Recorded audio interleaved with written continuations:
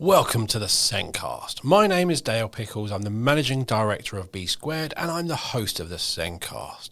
We started this podcast a few years ago as a way to help improve knowledge around SEND. Yes, there is lots of stuff you can go and read, but we're all very busy.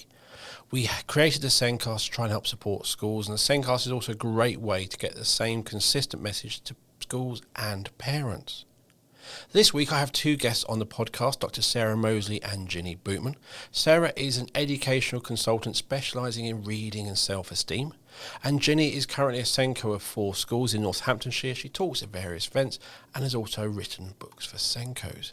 And in this episode we discuss the foundations of early literacy. What are those building blocks? And what we talked about a lot was nothing to do with literacy or kind of paper in that typical idea. It was actually the precursors. So talking, listening, curiosity, feeling empowered, and how can we encourage and engage those children with literacy, and lots of different things. And you'll hear a helicopter go over Sarah and how we kind of used that and talked about that rather than just letting it get in our way. We talked about it. The SENCast is created and produced by us here at B Squared, and we are the assessment people. We are known for helping schools to show the small steps of progress pupils with SEND make. But over the last few years, we've been really focusing on creating an inclusive assessment system that can be used for all pupils in primary. And the system has different levels of detail for different levels of ability. And it just makes looking at whole school data and comparing your SEND and your non-SEND pupils really, really easy. And adding in our AI report writing features and just having a really easy to use system makes so much sense. And as always, by having one system, it's going to save schools money. Visit the B Square website or click on the meeting link in the show notes to book a meeting with me, and I can take you through how our assessment software can help you. Now, go and enjoy the podcast.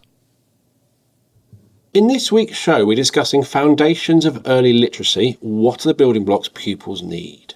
My guests this week are Dr Sarah Moseley and Ginny Bootman. Sarah is an educational consultant specialising in reading and self-esteem, and as an educational consultant, she supports schools to raise outcomes for all learners, helping schools turn theory into practice.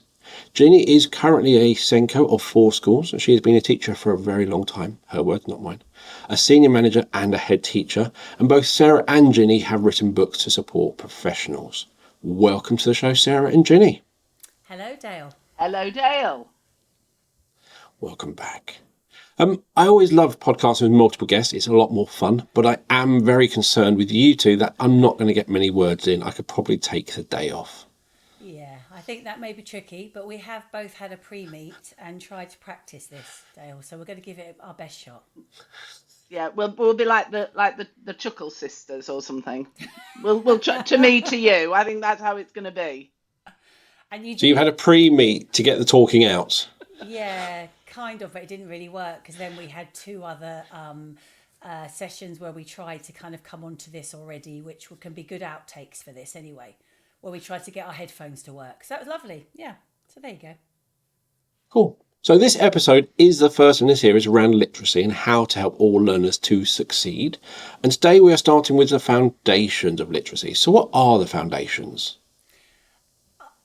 I think it's really important that we are aware of the fact that these foundations are things that we need to be working on continuously. And kind of the main foundation we're going to talk about today is the importance of oral language. We're going to talk about that kind of building a vocabulary, the importance of that kind of listening and speaking skills, and really thinking about what we're doing continuously to make sure this is embedded across every day.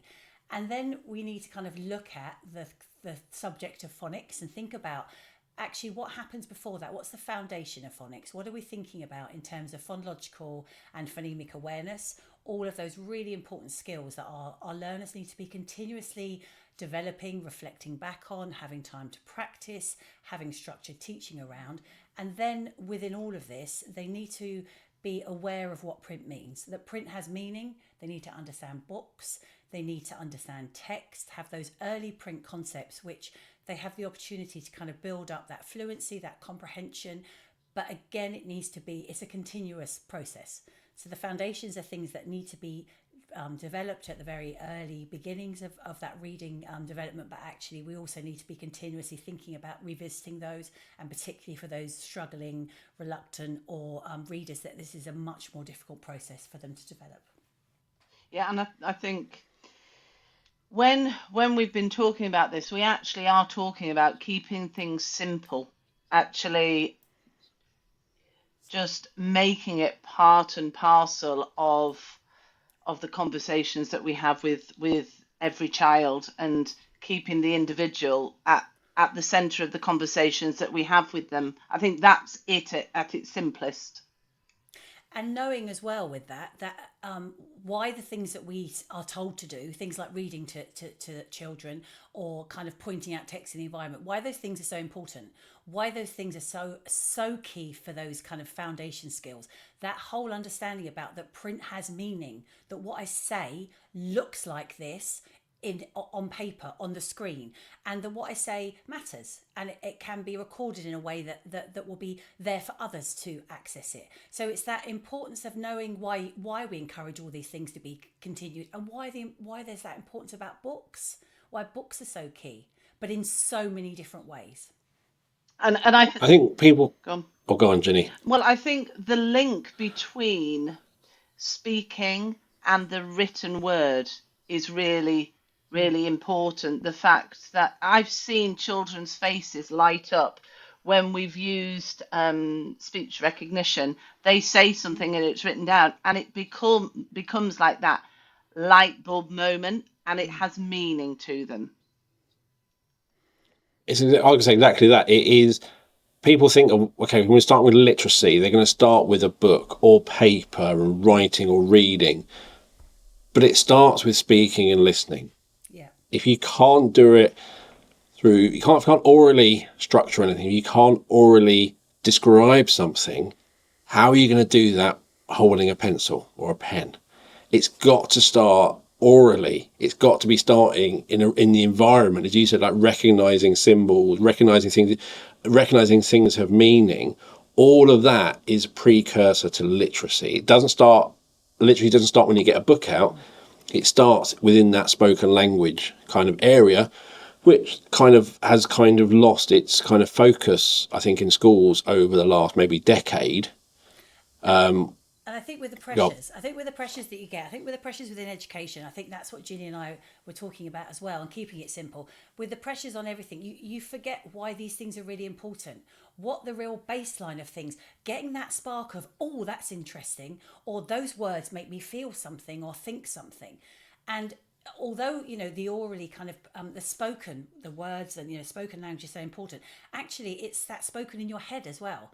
So when we're thinking about our minimally verbal or our non-verbal learners, it's that what I have or think in my head, and then what I might say out loud, I can, that has been replicated in words on a page. And actually how I might think about I'm doing lots around Harry Potter at the moment, but how I might think about Harry Potter as it's read to me, the things that I think might be different to actually how it's then shown in a film or in animation or in an illustrated book. And those conversations, discussions around that are so key to continually supporting those foundations, because it's that constant kind of revisiting of, oh, that's interesting, you think that, or that word makes you think that, or wow, that's a really interesting word. Let's look at that word. It's that curiosity, that importance of that curiosity around language, and what I say can be written and others can read it, or I can read what others have thought. I read an interesting thing, segueing off as we always do, and it was a question on social media, and it's like, how many people recognize words? They see them in books, they can use them in the context of a book, but they actually have no idea what it means.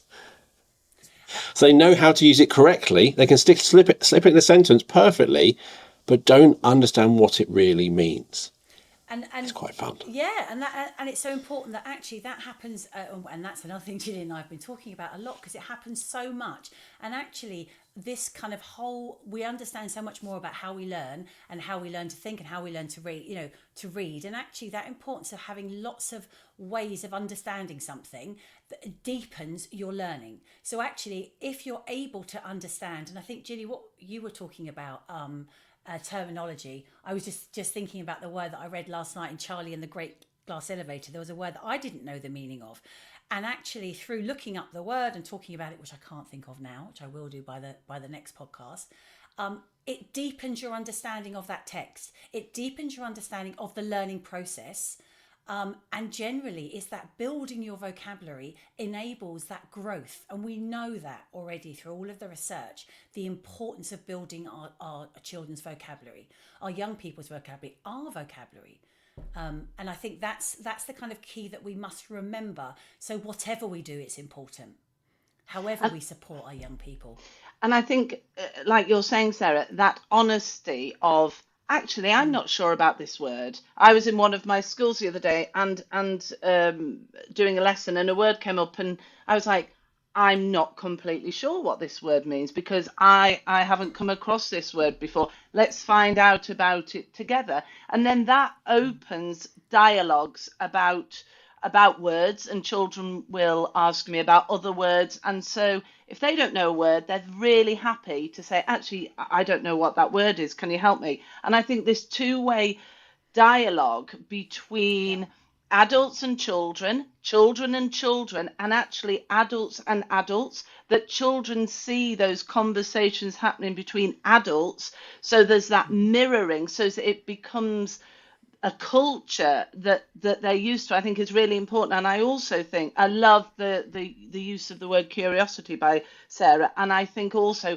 revisiting. I think revisiting a conversation that a child has had about something, not necessarily a book, it might be somewhere they've been or a picture that they've seen, revisiting that. And Sarah and I have been talking a lot about this, about connections, actually having those connections with the individual. Once again, let's broaden it, be it a child or an adult, to actually revisit a conversation. Then it keeps that dialogue open, and it shows that people are interested in what other people are talking about. I think when we think about reading, children are exposed to literacy and books through people reading to them. And they'll be listening, and their actual understanding of the words being said might not be huge. They're getting the rough gist of it. And other children, as you learn words, that picture in their mind will grow. And I think once you kind of learn to kind of build words together, you then hit words you won't understand. And I think like the word curious. The first time you read the word curious, you can work out roughly what it might be in your head. You read it, you're going, but then the next sentence helps you understand by their actions what curious is. So reading, kind of, you might hit a word you don't know. You read the next few sentences, you're going, okay, so kind of he was looking in. So curious might mean I want to know what.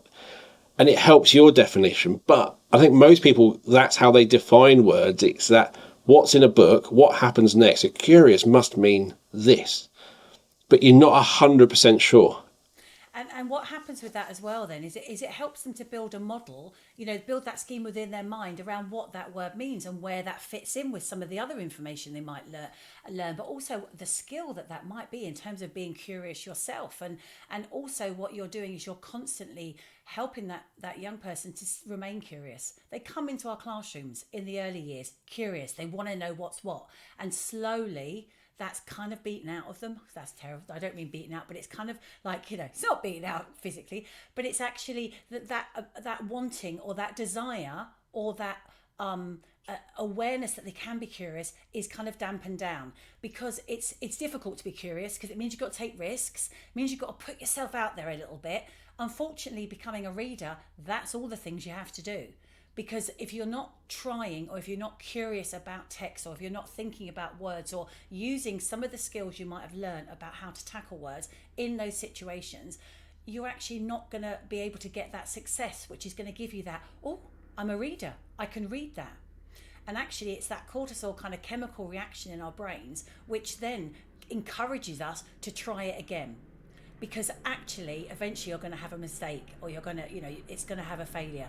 What I love, Dane, is you've asked, on these podcasts, is to make sure we have no sounds. Anyway, we've got a helicopter flying overhead. I was trying to work out who's got the helicopter, who's called It's in the mine. RAF. It's mine. It's just arrived for after the Is podcast. that for? Is that from? Was it Cold Rose? Yes, yeah, probably. Or it could be the C one. It could be the rescue one. But anyway, there you go. Yeah. But again, you want to, and actually, even about something like that, you want our young people to have the vocabulary and the language to express the thoughts that they might have had about seeing a helicopter. Because that's, and that's all that cultural capital of being able to be in a situation where they can discuss something and they've got the confidence in their own kind of oral language, because it all starts with that kind of us listening and being responded to about the sounds that we make, that being built on as, oh, it's meaningful. When I make a sound, someone pays attention to me, responds to me, and you start to get that shared attention around things. And then that becomes, your first babbling sounds and your first kind of sounds that are made. When you realise this is meaningful, I make something, a sound, and someone does something. They are attributing meaning to something. And it's that constant repetition of that throughout our early development that supports us with that development of oral language, which then gives us that understanding words have meaning. Words are important. Things around me have kind of labels and words that I can use to talk about them. And then once you start having that kind of positive reinforcement around that, you've then got those foundations to grow.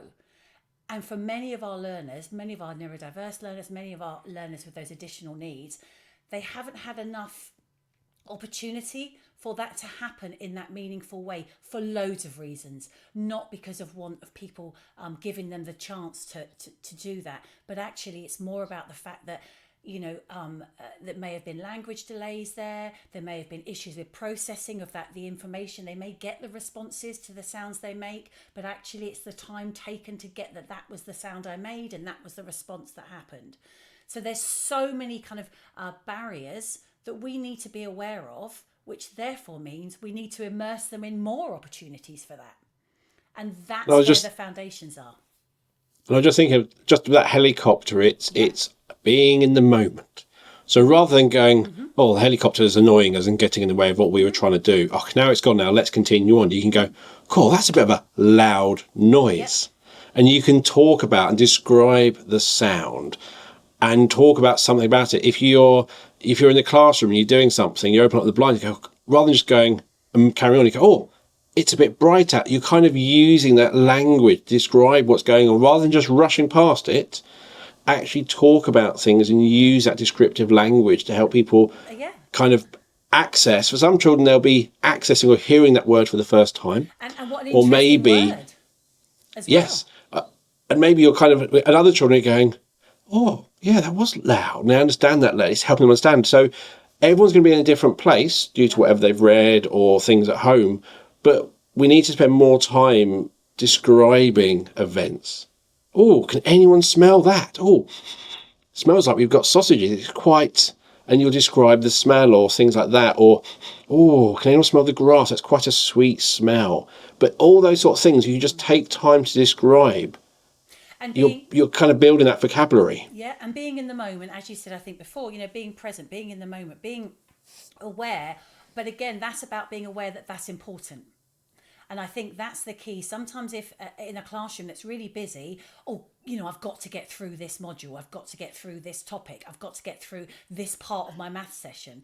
And you forget that actually the more words we give our young people, the more kind of words that we lay in that foundation for them, the more opportunities they're going to have to grow those words into kind of like meaning and schema and their thoughts about the world around them. I think it's really interesting when we're talking about lost opportunities and the treadmill of education that we can feel that we're on, and the fact that I think sometimes teachers can actually have in the forefront of their mind, am I allowed to do that? Am I allowed to go off the script? And I think sometimes educators need someone to give them permission. I'm thinking of a time when I was in the classroom, there was a squirrel outside. You make that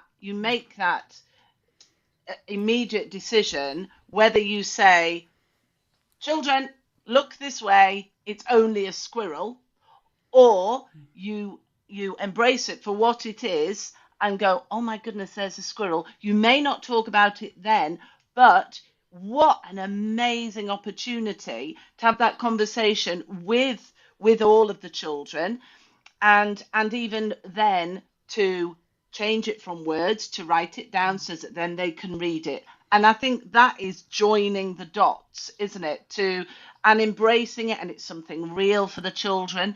I also think we can move on a little bit fast. When I was in the classroom, I remember I was doing the Highwayman, and I had to stop and go, actually, even if the children read this, there are too many words that they don't understand what they mean. Let's just stop. Let me find a video. Let's discuss it. Let's discuss all the language. And we're talking year 5-6. Of course, we're talking year 5-6. And then we had those conversations. And then when they read the text, they could picture it more. I think that's where I'm coming back to as well, because we're talking about decoding, but actually decoding a word, being able to say a word, like you said, Dale, that's one thing, but being able to picture it in your mind, I think we have to make sure that there is a connect, and that we are kind of, it's not even brave enough, but sometimes go, do you know what, we're going to stop, because I now realize we need to do this, watch a video, or I quite like pictures with the words so that the children have them together as well. Just looking at those different ways for children to understand the text more. And I think, no, absolutely, Ginny. And I think that was something I was just going to say then as well, because it's really important that we're aware of helping to put those images, some of the images in their minds. Some children might not have seen a squirrel, a highwayman kind of, and you think about like how some of these things we may take for granted that children have any concept of what we're talking about. And I mean, I've seen some fabulous practice currently in classrooms, and just that's shared online, looking at that importance of actually having that vocabulary list with pictures. And actually, now part of my practice when I go in and advise and support and is just saying that there's a core board or a vocabulary bank or whatever, however you have it, that goes with every book. So you can have that. You've got widget, you've got imprint, all those kind of really great ways to quickly make symbols. You've got clicker, and actually having the word and the picture there. No one has to ask. It's just there as a prompt. And then if children can read the word anyway, it doesn't matter. They could use it in their writing, it doesn't matter. If they struggle with literacy, if they struggle with print, actually having the picture gives them that support straight away. And if all you want them to do is use that vocabulary, which is the foundation we're talking about here, that oral language, that building vocabulary is the absolute paramount thing that we've got to do for every learner all the time. As we get into our GCSEs, we're thinking of some really complex vocabulary. Let's have the images that support that. And actually having that resource bank there and from the start, that universal provision is just key. So that highwayman is a really interesting thing, because we all know what a highwayman is, and I don't know why we know.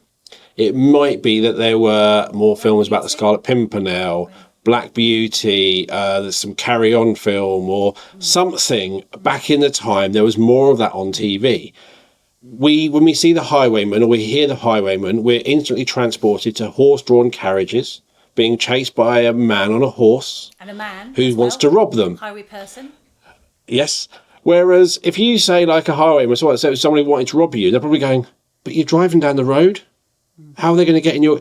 There's a lot of context within that phrase, the highwayman. You kind of have to know, do they have all the building blocks to understand, it's a highwayman. It's like, is that a good thing? Is that a bad thing?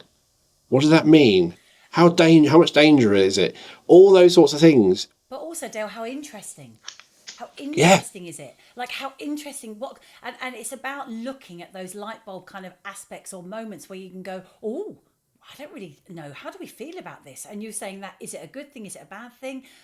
But also, what does it make you think of? So you've opened a door to have that fabulous shared interactive conversation.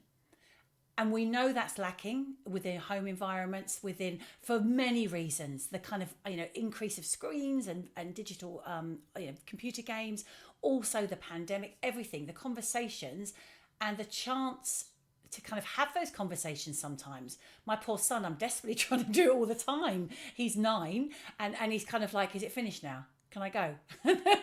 Have we finished talking? And actually, if you can get something like, something that's interested them. And I think even this morning I was reading with him this morning, and it was a phonics book, and we were doing something, and there was an interesting word which I again can't think of now, over 50. And we actually had a conversation about the word, and he was telling me what it meant, and we were talking about it. And I just suddenly was like, oh, this is so precious.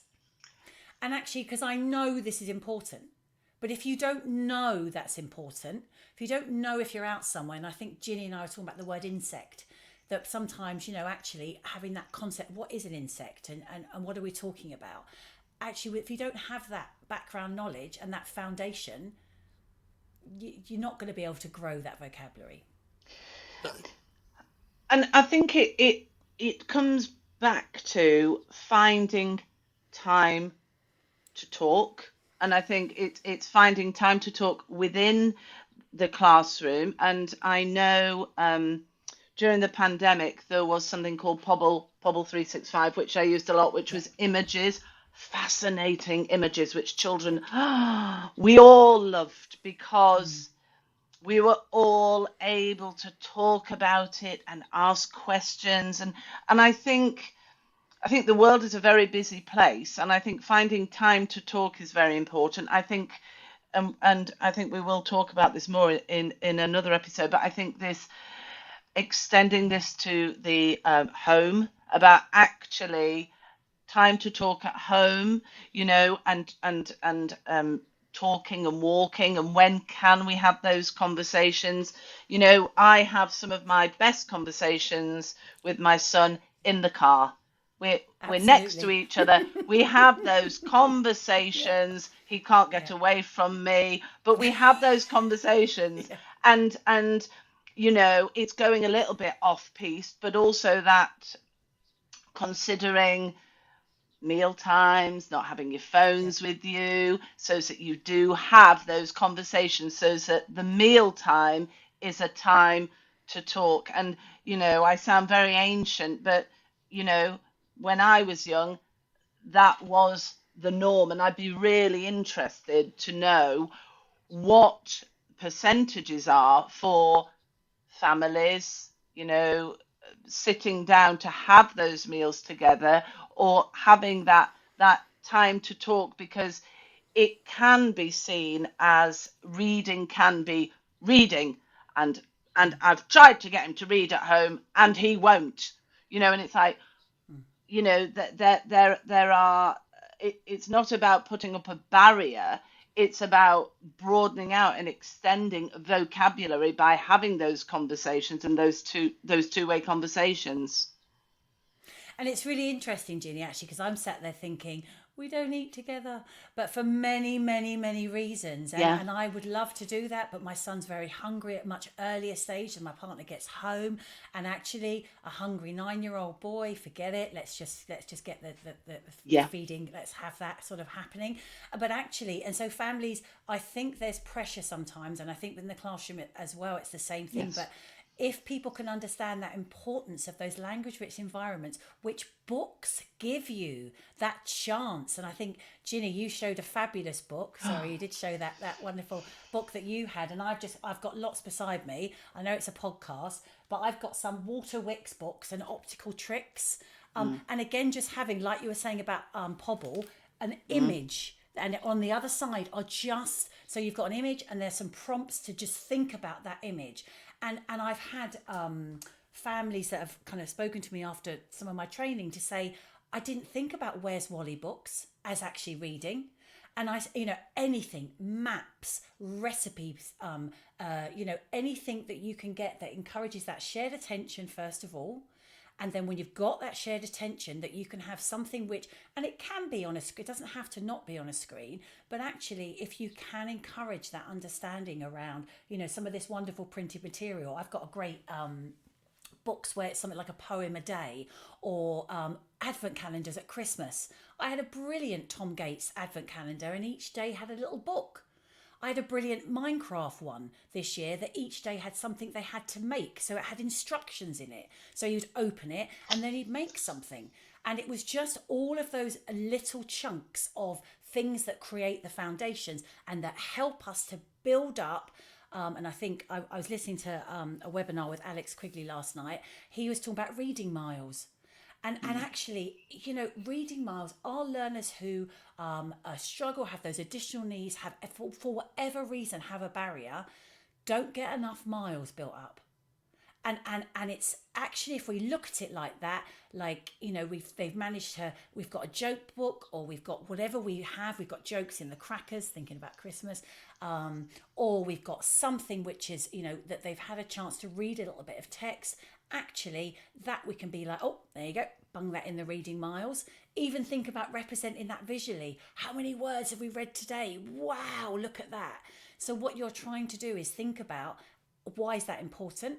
Because we have to practice this skill in order for it to develop, in order for that foundation, those foundation bricks that we've put in place. Great oral language, I say this, it looks like that on paper, but actually we have to have that again and again and again. Not only does it look like that, I can read it. And then I can read it goes from, I'm going to try and read this. And you might not get it right. So you might then not want to do it again. And you're going to have to keep on going with the foundation skills and then go back to, I can read it. But if you can think about those reading miles, or that kind of opportunity for that shared interaction over something which gets you to talk, to read, to write something down, that is key. Doesn't have to be the reading book at home. Can be the shopping.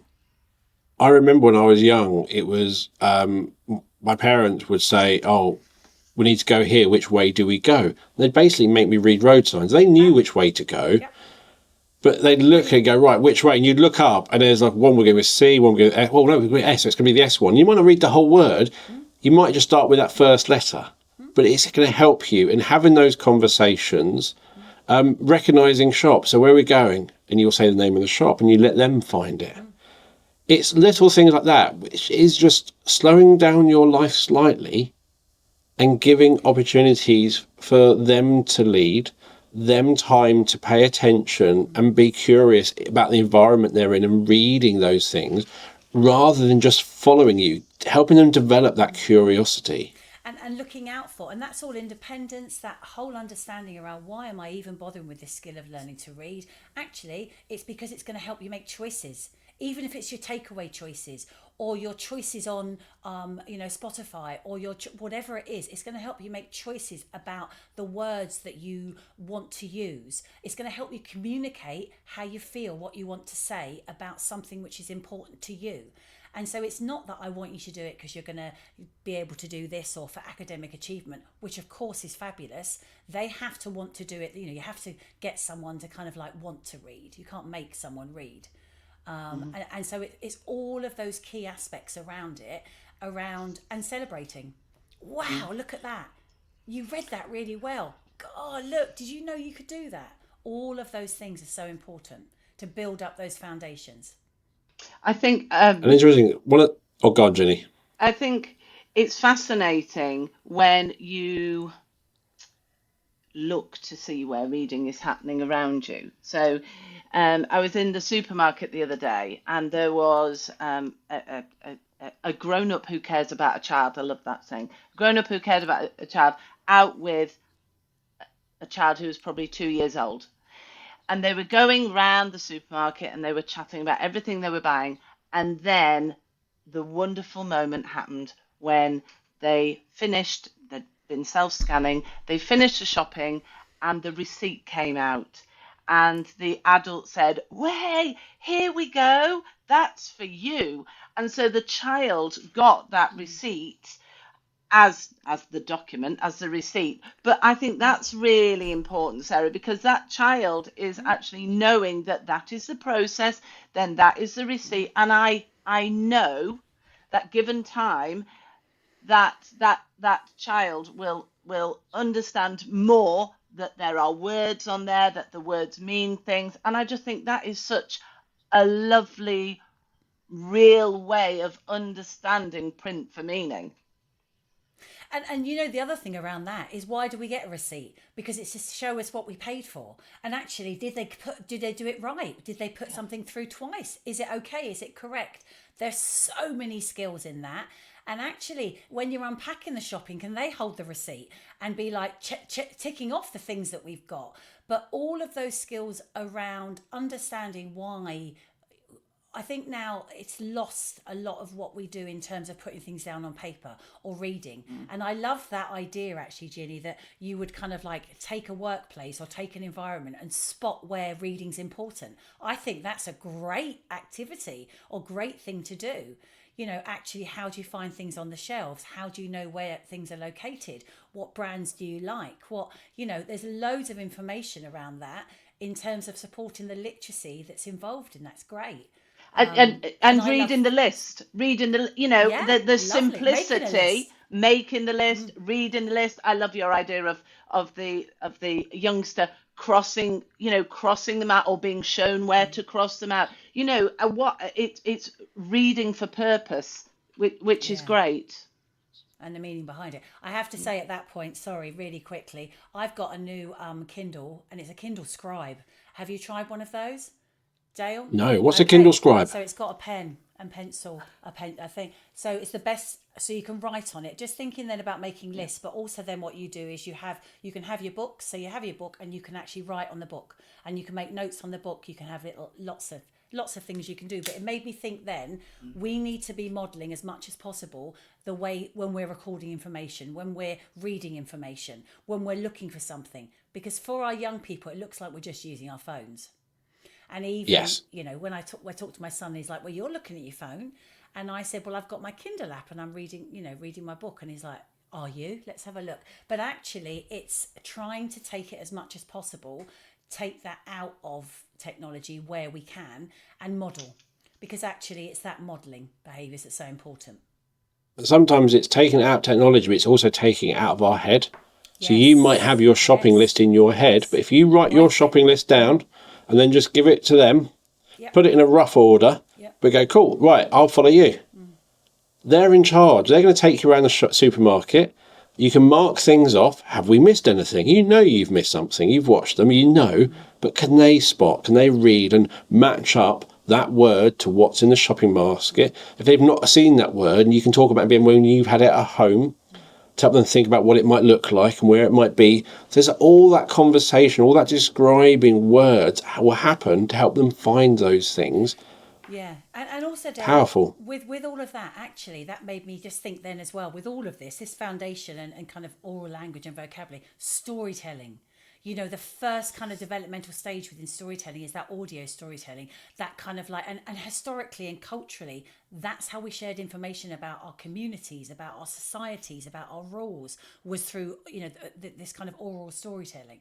And actually, I was just thinking then, how wonderful if you made a story about your trip to the shop and one of the kind of pages was the receipt. And then you could actually have some information about that receipt and about kind of what the information it contains, or, and again, you can use speech to text, text to speech. You can do all of those ways to get the information. But all of a sudden, you've got one thing, you've got another thing, you've got an event, you've got a narrative, you've got a kind of a sequence, and it's a story.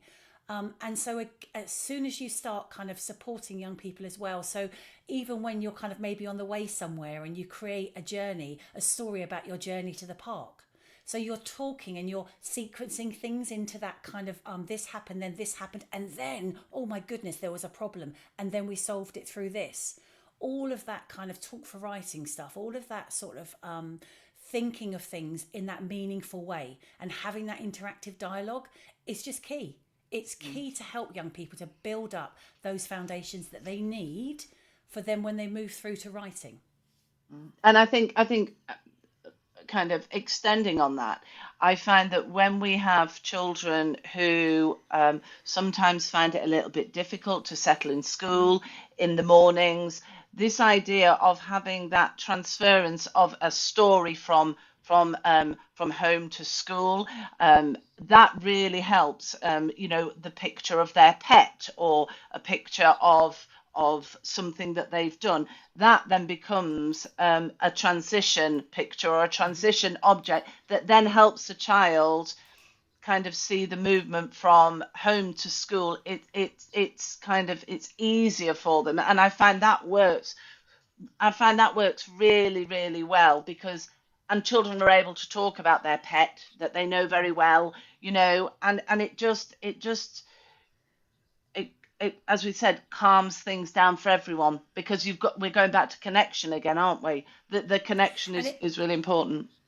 and it's connection, it's predictability, it's Yes. consistency within all of that. And that's the thing about stories and books as well. They are predictable, they are Yes. consistent. There is a kind of like a consistent language or a consistent sequence of events. And that's what's really impactful for our learners. And that actually, even that thing of thinking of the transition into school, a story about that transition into school, that's that power of social stories. Yes. And actually looking at how can we think about language within that. Maybe we're going to use some rhyming words. Maybe we're going to use, or the same predictable sentence, the same consistent sentence all the way through. All of that provides young people with that opportunity to build those foundations about language has meaning. This is the way language works. This is the way sentences work. This is the root of comprehension. The root of comprehension is that words make me feel something or make me feel or do something. And that's what we want our young people to, from the very start, understand that. Because if you're 16 on that reading journey, it's really tricky to kind of get that those foundations in place. Yeah. What I like is when the kids was young, and that squirrel or even the helicopter is a great example of you see something and then you're using descriptive language. Oh, there's a squirrel. Oh, what's it doing? It's running around. I wonder where it's running. Why is it running? You start having those conversations. You might think it's being chased or it's hunting for food. And you kind of help develop that idea with your child. And you end up creating a story. Now, that helicopter, you look up, you heard a loud helicopter. Where's it going? What's it going to happen? And they help develop that. Often they need something to spark their idea off, and seeing the helicopter going overhead or seeing that squirrel dancing, well, why is it jumping around? Why is it running around? Why is it run up the fence? Has it seen something? You can create that. And another thing you touched on is, I think for young children, that writing seems like quite an adult thing. I'm not there for writing yet. It's something adults access. And either you helping write that story and you writing it down or typing it up, or even better, if they can use speech to text and do it on their own, and they have their own story and they can hand it to someone and someone can read their story, that is so empowering for that child. And I think that's a really important part as well, is just that empowering. I think, having that, I'm just looking here because I was just trying to remember, there's a brilliant, you've got, there's a free app, Our Story, actually, that is, again, really quite simple to use, but anything that enables you to either use pictures or use drawings, and then however you get that writing in, that's not the most important part. The most important part is that writing says what you want it to say about that picture or that event or that feeling. And I think that, again, within our classrooms, it's that moving away from the spelling and the kind of that real understanding that they have to put it in a certain way to actually, it has to reflect what they want to say, but it has to be able to be read by other people. I think that's really, really important as well. So we've got to get it in, and that's why the writing system is the way it is. And that's why the letters and sounds are the way they are, because it's an agreed system, which means that everybody, once they've learnt that alphabetic code, can access that print. And actually all of that is part of the foundation as well. Like, what's the point? Why do we have these things? What's the use? And you've got some brilliant assistive technology now, and you've got some great programs. You've got Book Creator, which is so simple to use. And you've got, there's so many that I could say, but again, it's seeing why that's important. It's interesting. It's interesting. One of the hardest ways to write is using your hand, but it's the dominant way of writing. You could speak and it write it down. You could type on a keyboard, it would write it down. No, I've got to write an A the correct way, with the correct spacing, the correct shaping, the correct height next to the next letter so someone can understand it. And it's such a barrier for some children to get those thoughts out. And it can be just that writing can be such a huge barrier for the physical process. Yet we want their ideas. They've got great ideas. They've got great imagination. Let's remove some of these barriers. Let's do it a different way so they can feel proud of their writing. And feel proud of themselves. And I think that's sorry, Ginny, I'll be quick. That's the really important thing with reading as well, is that the barrier sometimes is in place right across. If they've struggled with print, and if they're still at that kind of like early decoding stage and their awareness of some words and they're able to read, but actually once they sit down in their classroom, and often from year 2 upwards, you know, the maths textbooks, the science worksheets, or anything that has a little bit, anything more than 3 words together in a sentence, it's that overwhelm. And for those learners who are struggling, those learners who learn differently with additional needs, actually what happens is that text is not accessible to them. That's not inclusive for them, which means they begin to struggle in science and they begin to struggle in maths. And I'm seeing this so often now, and we have got so much assistive technology, which means that shouldn't be a barrier. We should have that planned from the start. We've got our maths scheme, we've got whatever maths work that we're doing. We know that it's going to involve written mathematical problems. Now, the skill we want them to develop is how to solve that problem. It's not to be able to read that language first. You've not just got the issue of the reading, you've got the issue of the vocabulary that's being used, the sequencing of the information, the remembering, the retrieval then of what the actual question was. There's so much there that actually it's too much. And our job is to take away the bits that are too much. So we have, if we take away anything from this podcast, it's the fact that you've got that oral language, the foundation there that's being built. You've got all the other stuff that's being built. Throughout this is the confidence. And throughout this is that I can do it. It's not if I see print, I can't access it. If you keep giving them situations where you're building them up here in their intervention or here with the support sessions, and then in the main class, they're then being faced with lots of text they can't read, that's not going to have made any difference to them. So we've got to be able to give them that chance to read it if they've got a screen reader, if they've got some form of way of having it, somebody have it read to them, a reading pen, some way, or symbols that for a simplified language with some pictures that give you access to what the text means. Great. But you've got to think about that from the start.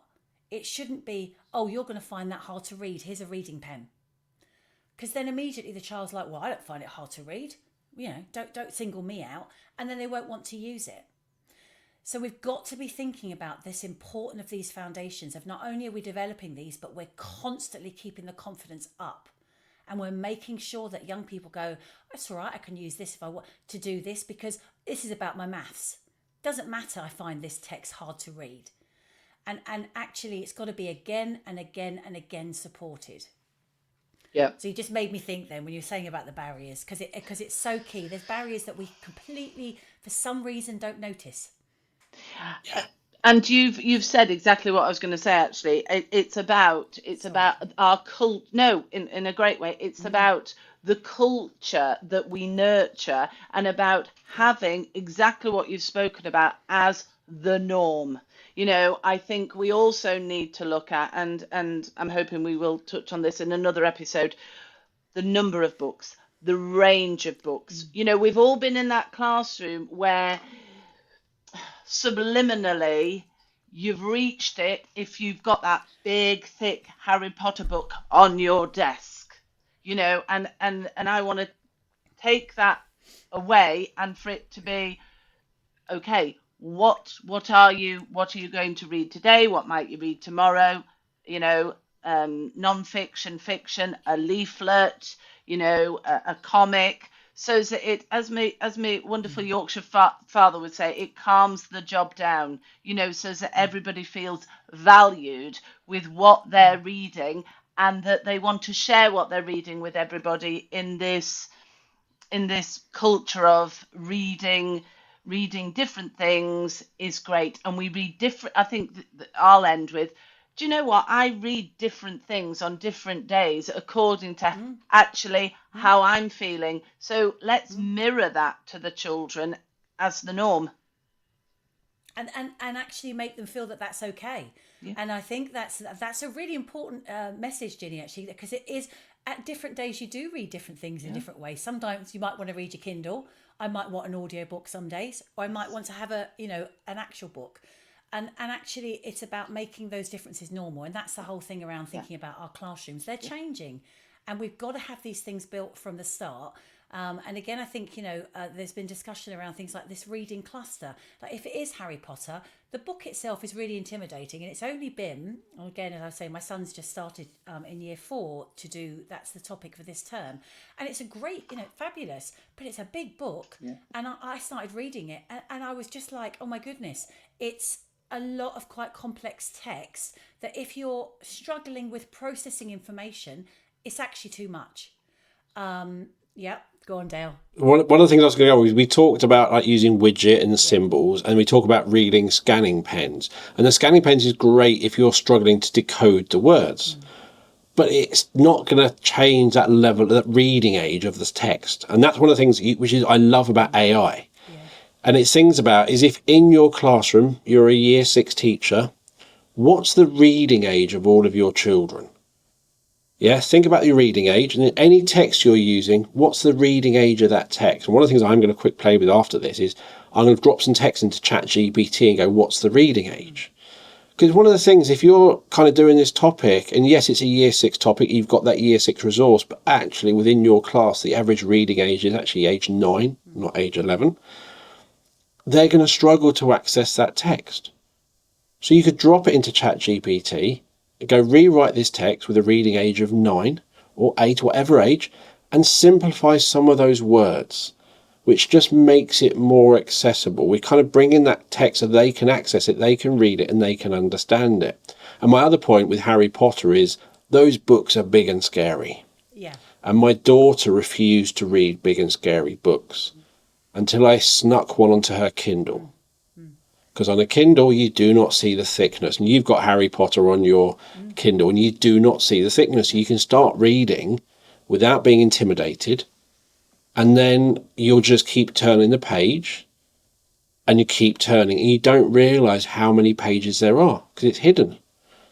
And yeah, I had to explain to my daughter the book she read. And it was a Golden Acorn, which is free on Amazon, the first book.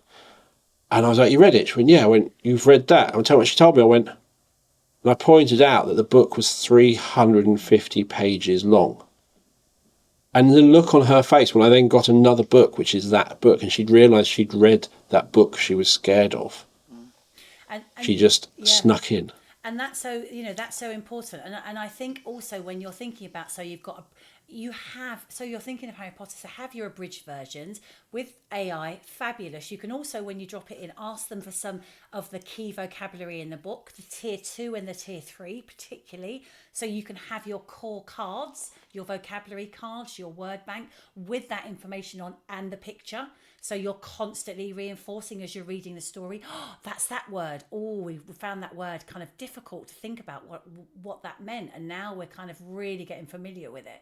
But also, I found on, I'll just, secondhand books kind of things, is illustrated Harry Potter.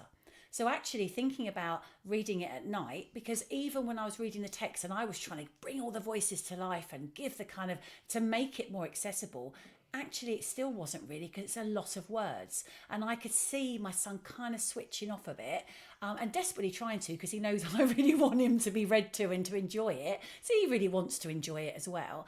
And I thought, actually, what we need here is what Ginny has there, a great image. We need a great image to go, oh, we've listened to this bit of text. Let's process this. And while we're processing it, let's have a look at this image and see what we think about whether this is a great way of showing what we've just read.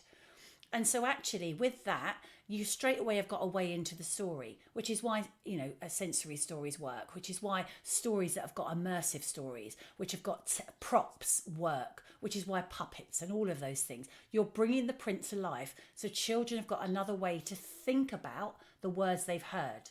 and to process the words they've heard and to get them physically within their brain, physically thinking that they can be attached to something. The other thing, just on that before I finish, is just, the reading miles kind of conversation was the other book that I saw was a year of Harry Potter. And what that has in it is for every day, it has a quote from one of the books. So it has a snippet of text, which is so accessible. So you can look at the day. And I think we were talking about that, about our birthdays. And, again, thinking about dates that are important to the young people. Let's see what it says on this date. Oh, what do you think that means? And again, maybe you can pull that out, give it to AI to actually make it, make a comedy version, make a grime rap about it, make a kind of cartoon episode about it. But all of those things are helping with the reading miles, but they're also helping with that cluster of information around that model that you're making about Harry Potter, about the author, about the book, about the vocabulary, about the story. And that's the key part. So I think for me to finish on, it's thinking around whatever we're doing, think of putting a chunk into some kind of model that your child is making about the world around them. And it doesn't have to be the same model each time. So they can be whatever the schema is they're making around how they're thinking about something. And often it's the factual stuff which they really get into, the science, the kind of, the stuff which, how things work, or the physical aspects of the design and technology, or anything that they can. So some of the language and vocabulary around that is going to be more meaningful to them than the language of stories. So it's to be aware of that. So my final bit is just going to be thinking about with your reading, with your children's reading, is it's got to be accessible and it's got to be engaging for them. So that is in terms of like the level of the text. And if you're reading about the Highwayman or Harry Potter and it says the word hippogriff or whatever, you're going, well, what is that? What is a hippogriff? It's a made up thing. It doesn't really exist. But once you see one and you see how big it is in a picture, when you read that text again, now it makes more sense. So when you're reading things, think about the accessibility, think about their own experiences, their understanding of that text. Because often they're not engaged because they do not have the understanding that you have. And it's that building that world, that model of information, as you said, Sarah, that really helps them understand and find it interesting. Otherwise, you're just saying words which make no sense. And it is going to be like, well, this will be over soon because I'm really bored. But actually, it's the understanding that drives that love of reading. And it's the understanding. I'm not going to say final anymore, Dale, because I think it's very difficult. But it's that you've hit that absolutely on the head, because it is that unless they see it as meaningful, unless they see it as interesting, unless they see it as engaging, they're not going to give their active attention. And our learners have to be able to give their active attention to something in order to be able to learn. And if we look at now, YouTube, TikTok, all of those very short kind of bits of information that you get within that, harness that. A YouTube, and I think that's something I've been talking with my son, there's a script behind that. They've thought about their ideas. They've created an ideas board with the things that are going to happen. This, and then this will happen. Straight away, you've got a narrative. Straight away, you've got a way into using your oral language with your ideas about something to make something which somebody else can appreciate. But it involves those reading skills, those literacy skills, that sentence, the comprehension. All of those things are so key. And I think for the next session, what we're going to look at then is look at that kind of connection to phonics and thinking about those next bits of the kind of the building blocks, that phonological awareness, all of those key things. But oral language is so important. Oh, I like the bow. See, I like that because now that's given me that thought within my mind about the big bow. Nice visual. Yeah. To me, I just realised that poetry is short form writing now. It's like a short form video. Poetry is a short form story, but that's a whole other thing my head's exploring. So thank you for coming on the show today. Thank you for letting me speak between you two. Pleasure. I love it. As always, I will share useful links from today's show in the show notes. So we've got lots of information, links to Sarah and Ginny's contact details, and also links to their books. And as always, you'll find the show notes on the website or wherever you listen to the podcast. So thank you for listening. If you haven't subscribed, please hit that subscribe button. You'll find links to subscribe generally wherever you're listening to the podcast. And please follow us on the socials, on Twitter at the SENCast, on Facebook, the SENCast, on Instagram, the SENCast, and on TikTok, just SENCast. I don't know what we're on Blue Sky yet, but we're on Blue Sky now. And everyone knows B Squared for helping schools to show the small steps of progress pupils with SEND make. And over the last few years, we've been creating an inclusive assessment system that can be used with all pupils in primary schools. The system has different levels of details for different levels of ability, but it makes looking at whole school data and comparing your SEND and your non-SEND pupils really, really simple. It also reduces teacher workload by only having to use one system, and our new features to simplify report writing using AI is really, really cool. And finally, it saves schools money. If you're interested and want to find out more, you can find a link to the website and to book a meeting with me in the show notes, and you find out all the other stuff we do. So thank you for listening. We'll be back soon with another episode of the SENCast. It is goodbye from me. Goodbye from me. Bye.